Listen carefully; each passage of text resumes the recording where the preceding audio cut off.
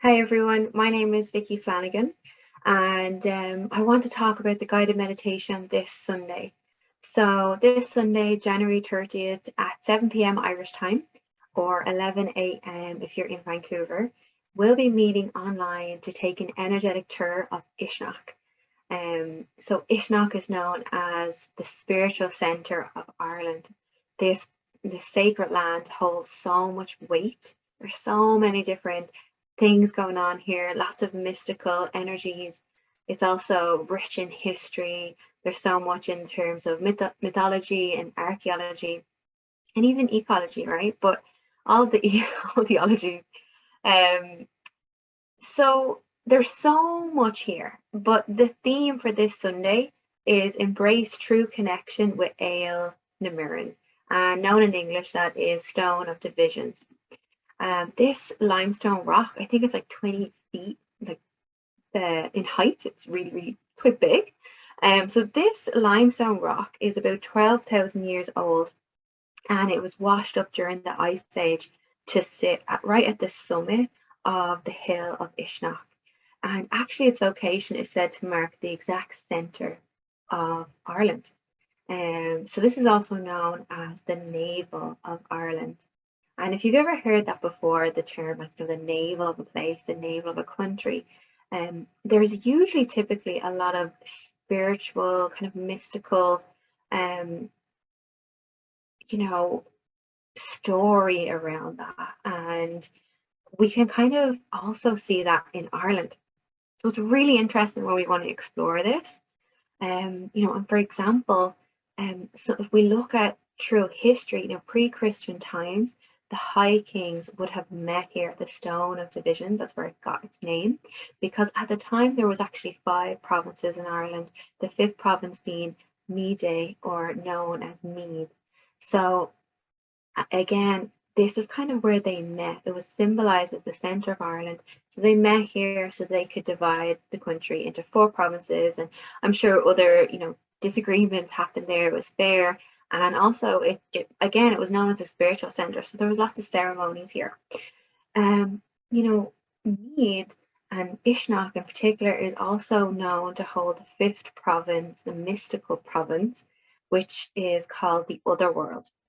And it's known that the gateway, to access the other world, the spiritual realm, was beneath Eiriu, beneath that stone. Beneath the stone is also known in mythological text of the resting place of goddess Eiriu. So it holds a lot of weight. It's really interesting. Also, which I found really interesting as well, is there was like really powerful leaders, political leaders like Eamonn de Valera, Pearse, Daniel O'Connell, that met there. So they met there to hold rallies and to, try and inspire people to unify Ireland, especially at the time where there was such great division.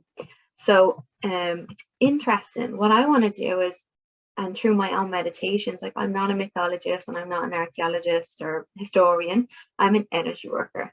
So I go to sacred land to offer support and healing the land, and then see how the land can offer healing back to us. So that's what I'm doing. I'm bridging us to the land.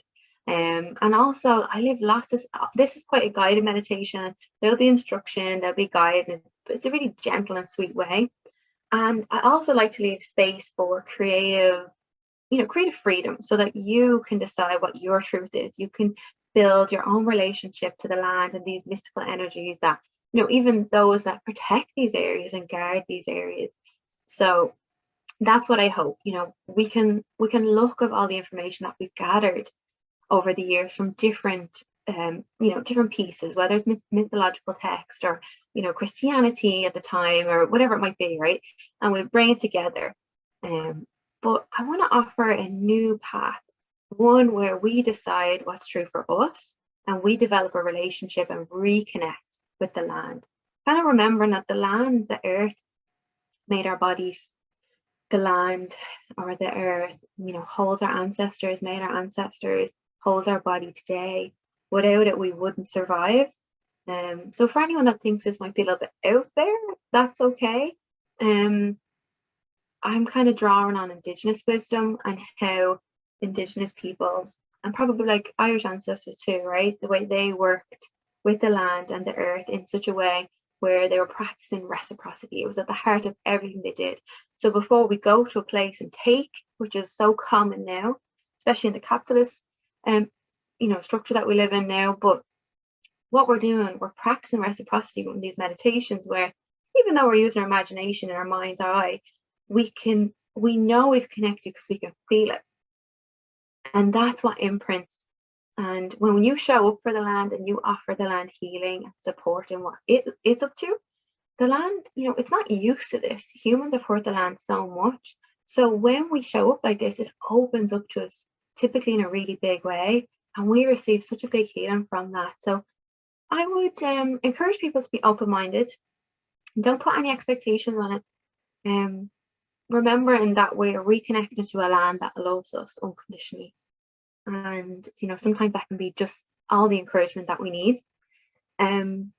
You also, with regards to the navel of a place, there are so many places in the world where they were, refer to a place as the navel, the center. And that place typically holds a lot of power, a lot of, it's like almost like a portal to source, right? So, if we look at even Indian tradition, the god Vishnu, his navel was said or was known to be the center of the universe. So it was the source of life where a new world emerged. And I think in Hindu mythology, the navel is seen as rebirth. And I suppose even if you think about human beings as we're born, our umbilical cord is attached to our belly button, our navel, to our mother's womb. And like, imagine that then for the earth. So what we're doing here is we're getting curious, we're exploring, what does it feel like in my body and my energy when I connect and ground into the earth in a new way? What happens when I connect and ground into the center of the earth, the center of Ireland, the center of my body? Like, what does that feel like? How can I bring in true connection? And then when I walk out into the world, whether it's my work and in my relationships, how differently am I going to show up? So to me, this work, as my teacher calls this work, it's transformative energy work, but it's the quick path to transformation. And it has been that for me. It's been that for people that I've worked with, my clients. So I wish that for you too. If you have any questions, you're more than welcome to reach out by email or send me a DM. Hope to see you on Sunday.